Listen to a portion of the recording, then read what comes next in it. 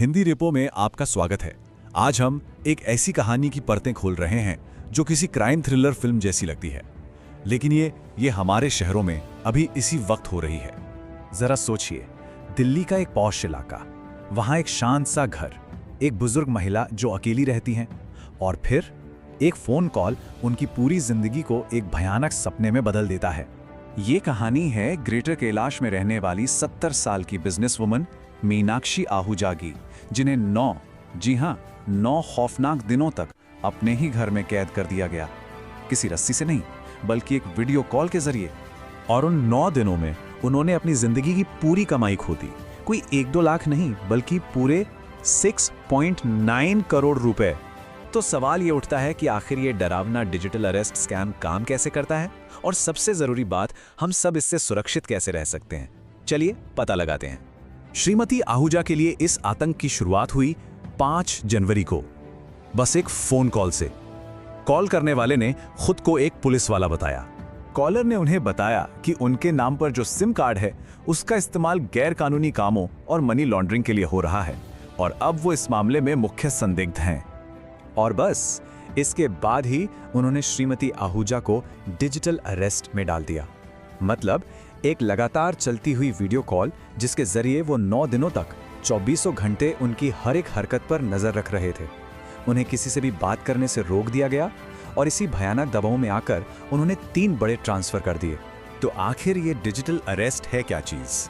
देखिए, ये cyber fraud का एक बहुत ही भयानक और असरदार तरीका है, जिसमें अपराधी पुलिस, सीबीआई या ईडी अफसर होने का नाटक करते हैं। ये कोई अचानक से किया गया फ्रॉड नहीं है, ये एक बहुत ही सावधानी से प्लान किया गया मनोवैज्ञानिक हमला है। चलिए इनके काम करने के तरीके को स्टेप बाय स्टेप समझते हैं।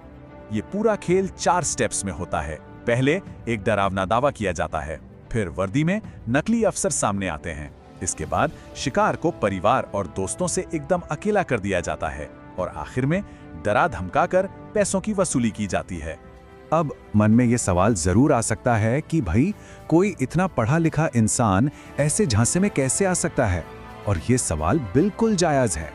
इसका जवाब समझदारी की कमी में नहीं, बल्कि इंसानी दिमाग की गहरी समझ में छिपा है।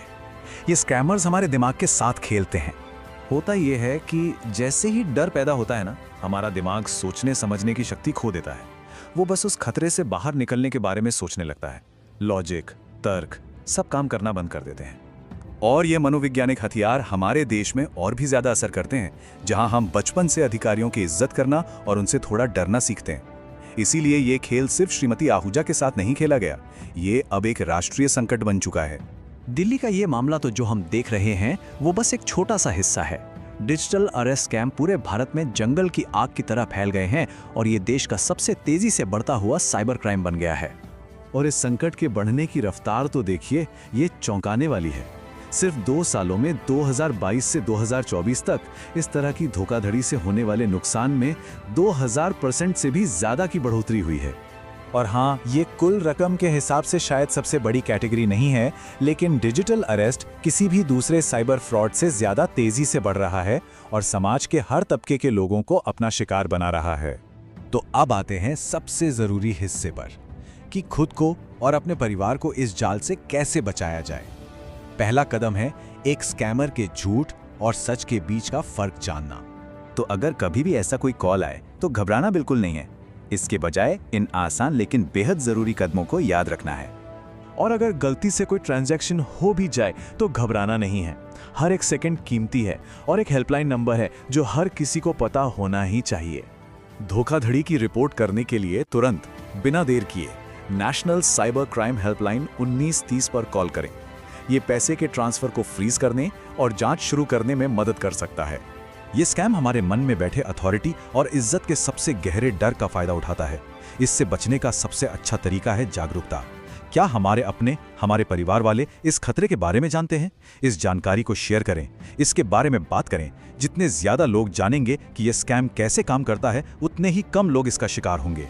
हिंदी रिपोर्ट देखने के लिए धन्यवाद। जागरूक रहें, सुरक्षित रहें।